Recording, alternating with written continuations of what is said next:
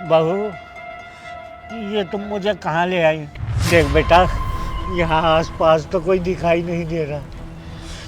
मेरा जी बहुत घबरा रहा है बहू। अरे पापा जी, यही तो है बस स्टॉप। अलीगढ़ के लिए बस यहीं से जाएगी। एक काम कर बहू, जब तक बस नहीं आ जाती है तो यहीं रुक जा। देख आसपास कोई नहीं है। पापा जी, ये लो बैग पकड़ो। और आप डर क्यों रहे हो? मैंने आपको एड्रेस लिख के दिया है ना। अब बस ड्राइवर को वही एड्रेस दे देना, वो आपको पहुंचा देगा। और मैंने आपको जो पैसे दिए थे ना, ध्यान से खर्च करना, पूरे मत खर्च कर देना। ठीक है बहू, रुक जाती तो अच्छा रहता। पापा जी, मैंने आपको बोला ना, इतना टेंशन मत लो। और वैसे भी मुझे बहुत ज़्यादा काम है, मैं नहीं रुक सकती, मैं जा रही हूँ। बहू, बहू रुक जा बहू।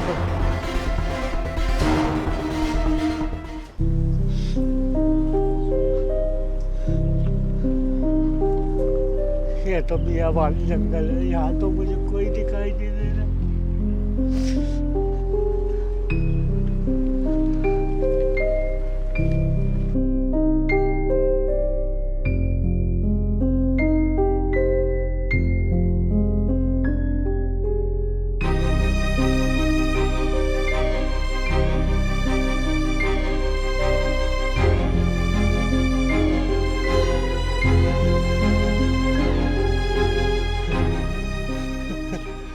क्या करूं, मैं कहाँ जाऊं? यहाँ तो कोई मुझे आता जाता दिखाई नहीं दे रहा। मेरा मन घबरा रहा, मैं क्या करूं? बेटा, बेटा इधर आना जरा। जी अंकल जी। यहाँ से मुझे अलीगढ़ की बस मिल जाएगी बेटा? अलीगढ़ की बस? नहीं अंकल, आपको कोई गलत फहमी हुई है। बस स्टैंड तो यहाँ से बहुत दूर है, 3 किलोमीटर दूर है। क्या कह रहे हो बेटा? मुझे यहाँ मेरी बहू छोड़ कर गई है, उसी ने बोला है कि यहाँ से अलीगढ़ की बस मिल जाएगी। अंकल मेरी बात मानिए, ये कोई बस स्टॉप नहीं है, ये सिर्फ खाली जगह है। क्या है? उसने गलत बताया। अंकल आप मेरी बात मानिए, ये सिर्फ और सिर्फ जंगल है। यहाँ आपको कहाँ से बस दिख जाएगी आती हुई? कहाँ बस मिलेगी आपको यहाँ? ये कोई बस स्टॉप नहीं है। अरे क्या हो गया भाई? अरे भाई साहब, इनकी बहू इनको यहाँ पर छोड़ गई है और इनसे कह गई है कि अलीगढ़ की बस आपको यहीं से मिलेगी। अब आप ही इन्हें बताइए कि बस स्टैंड यहाँ से कितनी दूर है। अंकल आप तो विशाल के पापा हैं ना? अरे वाह, बहुत अच्छी बात है। अगर आप इन्हें जानते हैं तो भैया अब आप देख लीजिएगा, मैं चलता हूँ। हाँ, मैं विशाल का पापा हूँ। तुम उन्हें जानते हो क्या? हाँ जी अंकल, जानता हूँ। बेटा, मेरी बहू मुझे यहाँ छोड़ कर गई थी और कह के गई थी कि अलीगढ़ की बस यहीं से मिलेगी। बेटा, तुम मेरी मदद कर दो, मुझे मेरे घर तक पहुँचा दो। नहीं अंकल, मैं आपका घर तो नहीं जानता हूँ, ना ही मेरा विशाल से कोई कांटेक्ट है 5 साल से। लेकिन हाँ, मैं आपके लिए एक काम कर सकता हूँ। मेरे कुछ नॉन में फ्रेंड्स हैं जो विशाल को जानते हैं। आप मेरे साथ चलिए, मैं गाड़ी लेकर आया हूँ। चलो बेटा। अरे अरे अरे अंकल, मेरे को दीजिए, आप आइए। आप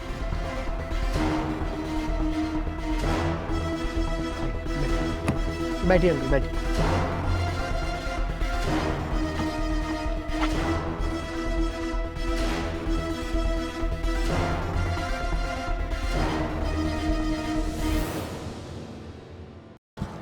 अरे सनी, तू यहाँ पे?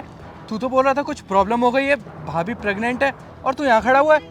हाँ भाई, मैंने ही तुझे बुलाया था और रोहित से फ़ोन भी मैंने ही तुझे करवाया था। और तूने मुझे रोहित से फ़ोन क्यों करवाया? क्योंकि मेरे पास तेरा नंबर नहीं था, मुझे तुझे कुछ बताना है। बताना है? क्या बताना है? सब्र कर, सब बताता हूँ, पहले इनसे तो मिल लो। अंकल जी,